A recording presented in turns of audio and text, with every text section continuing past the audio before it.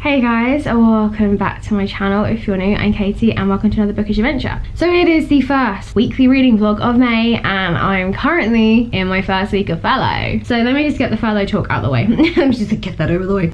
It's been okay, to be honest. I think the first 2 weeks are going to be fine. I think it's going to be when I hit the third week, I think is when I'm really going to feel it, because obviously I can take 2 weeks off of work, so that's like something that can happen. I've just got to look at this like, I've taken 2 weeks off of work, but I've made no plans. Is how we need to look at it right now. I have got myself down a routine.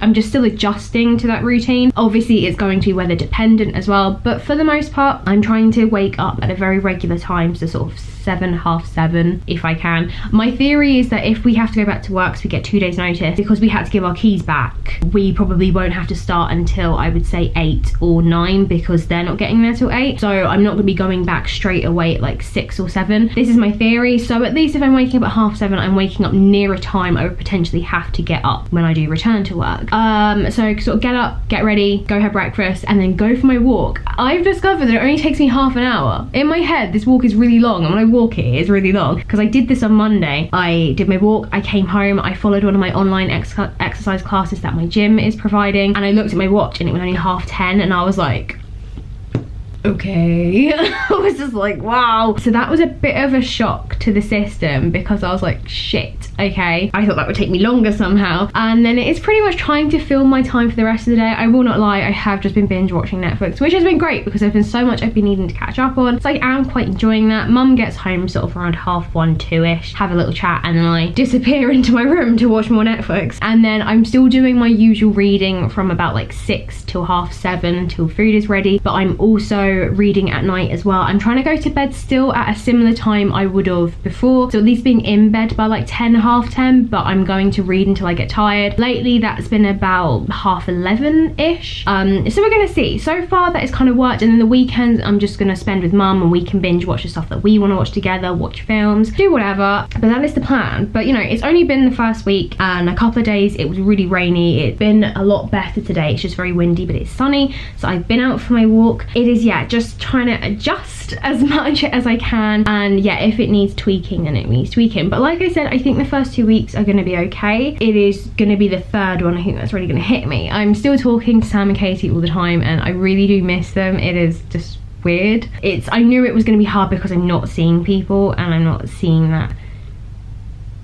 I think my neighbours shout at kids. I'm not seeing people anymore, so it's pretty strange, to be honest. I don't like it. We are working through it one day at a time. So book wise, oh my god, this book is so heavy. So I started Wonderstruck by Brian Selznick yesterday afternoon. So this is the author behind The Invention of Hugo Cabret. This covers 2 timelines over 2 characters. So you've got Rose in like 1922 and then you've got Ben in 1977, and they're both young children who decide to up and leave their homes to travel to New York for their various personal reasons. So Ben's story is, although his is the future, it's told first, and then you got Rose, and so his is told in words and hers is told in illustrations. And yeah, so Ben decides that he is going to finally go look for his dad, and Rose decides to head off to go find this actress. Both of the characters are deaf. Well, Ben has hearing in one ear, but then something happens and he currently has lost the hearing in his second ear. Whether or not it's going to come back, I don't know. I keep thinking they're going to meet up, because right now, because it's events happening at the exact same time, and right now they're at the Natural History Museum together, but not together. They are connected. We do know that that will happen. If you read the synopsis, I need to purchase, my shoulder is so heavy. They are connected together, but it's obviously discovering how. But I really like this. Like, it is absolutely gorgeous. Oh my gosh, the quality of paper is just everything, and then the illustrations are just, hang on a second, this, I love it. I love the illustrations like so much. They're so beautiful. I'm trying to find one which is like more, oh here you go, that's the Natural History Museum. There we go, more detail. So like, it's just absolutely stunning, and I just, oh shit. Okay, that's a postman, hang on. Package. I will open that, I don't know.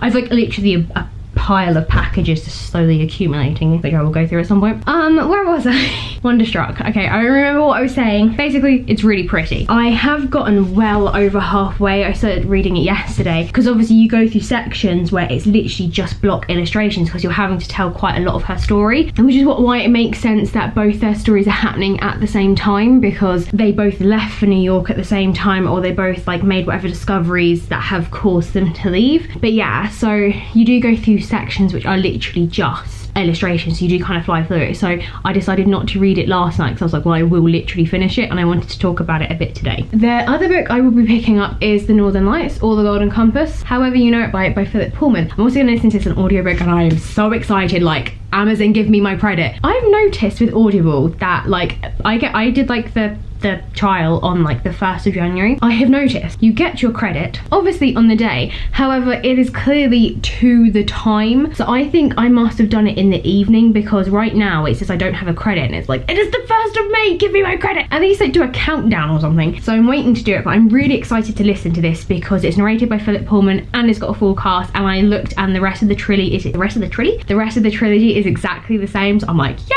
So I'm hoping it will just be like crazy immersive and just even more exciting. Don't really know a lot of the plot of this book, if I'm going to be honest, and I've wanted to read this for a long time, but I have been a little bit intimidated by them because they are such a... So I will start reading this later on this evening probably. So I'm going to clear up my bed right now because it's currently covered in books, because I literally just filmed Monday's video, which was my April wrap up and May TBR, and then I'm gonna go and watch the rest of the third series of 12 Monkeys. I will check in with you guys later. Hey, so I've just come back from my walk and done a little bit of housework, so I thought I would just have a quick check-in. I finished Wonderstruck on Saturday night. The days are rolling into each other. I don't really know where I am anymore. Haven't really done much reading over the weekend. I just haven't really felt like it, but I read a little bit. I had a shower in the evening. I just read a bit before dinner, and then me and mum watched that film Murder Mystery on Netflix, the one with Adam Sandler and Jennifer Aniston, and as predictably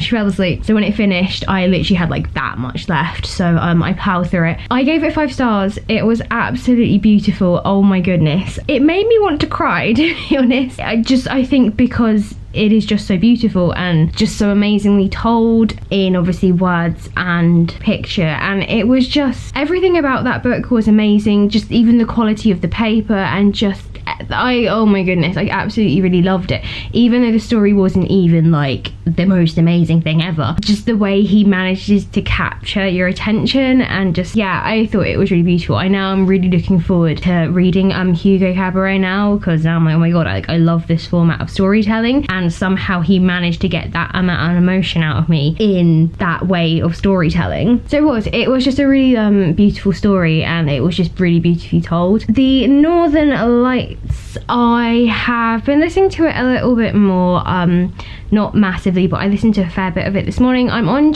somewhere in chapter 6. I just had a really quick look where it was, and it's about, well, chapter 6 starts on page 99, so I'm somewhere in the hundreds. So far we've kind of gotten an idea of who Lyra is, where she was living at Jordan College, and just her growing up and what her life was like there. So yeah, she's now gone with the mysterious lady. So yeah, I'm looking forward to sort of now seeing where that is going to go, because she's starting to show her true colours. Hey guys, just a final check-in. Whilst I'm doing this, I'm also going to do this stack of packages that I have lying around. Mum keeps telling me that I really should open them, and I'm like, yeah, I'll get to it. So I'm just going to unbox these whilst we chat. I don't really remember what half of this stuff is anyway. So, The Northern Lights.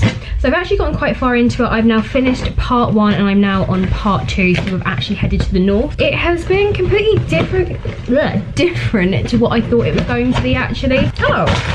It's my new primer that I can't use because I'm not going to work anymore and I'm not wearing makeup, so yay! I've been dying to get hold of this. I keep seeing it in Nikki Tutorials videos, and it is the Milk Hydro Grip Base Primer, and I saw it, I've seen it a couple of times, but the thing that really made me want to buy it was when her fiance Dylan, he was doing her makeup, and she went here, she was like, pat my face, and like literally her face came away with his hand. It's like proper sticky, so I was like, ooh, grippy. Oh, well, that'll be exciting to one day wear that. So yeah, it's not how I thought. I kind of had this, because I have had a vague idea of what it was about. I kind of thought that once she was with the Mrs. Coulter. I thought that once she was with her, she was kind of like then stuck with her, like that was gonna kind of be it for the rest of the story, and then she would find out really maybe not who she was, but realize that her intentions are, oh, that's a lot of shredded cardboard. We're about to make a mess. No. Where's the other box? There we go. Yeah, I thought that's how that was gonna go down. I look at the precariousness I have right now. Oh god, okay. Careful. You know what? Let's take out that. Oh, there's a little note. Thank you so much, Katie. Your support means the world, Lydia. Oh, I know what this is now. Okay, I remember what this is. So you may have seen a couple of times I have ordered from this lovely lady, MidnightFlame Candles, and she put a post about how she had been put on furlough, or I think she lost her job, one of the two, like back when it was like when that was all happening. And so I was like, oh my god, I have to do an order, I have to help this precious woman, and I told my friend to do it as well. So I think I know what this is. Yes, toss a coin to your witcher. Yes, this should be, well, this is either Geralt or this is Yennefer. Oh, the excitement. So yeah, it didn't exactly go down how I thought it would. I thought, yeah, she was gonna kind of end up with her, but she has actually ended up escaping because she was like, oh, I really know what you're about, I'm running. So not quite how I thought it was going to go, however, still enjoying it just as much. I do find Lyra a little bit annoying, I won't lie, because yay, it's Geralt! I'm sorry. This was a bad idea, wasn't it? Geralt. So it's leather, white musk, and whatever that word says, because I can't read it backwards. Monsters. It says monsters. Oh, it's very manly. I don't know what I thought it would smell like, because obviously it's so manly. Gavin would like this, I think. And then inside, as usual, you've got the dried flowers and herbs. Oh, that's actually really nice. I don't normally like quite heavy musky smells. They're not really like anything I like, but that's actually quite nice. It's not too bad. I feel like that's going to end up as a for decoration only kind of candle. And yeah, cool. I love the little bookmark that's come with it. Again, I can't show this stuff to Gavin. He would just completely take that straight off me. Okay, package number 2. Oh, this was book shaped. Okay, what have I been ordering? Oh, it's a floppy as well. Oh, I love a floppy book. Oh my god. Hello. Ooh, excitement, yay! Okay, it is The Ash Princess by Laura Sebastian. So I keep seeing on, oh, I love a floppy book. I keep seeing on Instagram these new covers, and I'm like, I really need to get hold of them. And I was searching for ages, and oh my goodness, I finally found them. I don't know why I'm saying, oh my goodness, like it's here, but it's actually here. But no, I've been looking for them for ages and I couldn't find them. And then whenever I did find them, they were in bloody German. And I was like, well, that's not helpful. And so I managed to come across, oh really? I like that packaging. So I found them on A-Books, and it was from actually a bookshop in Oxford called Blackwell's, and I like this is cool. So it's come with a bookmark. So it's got like the address in it, and it's got sort of where it is, like on like this is like a kind of map.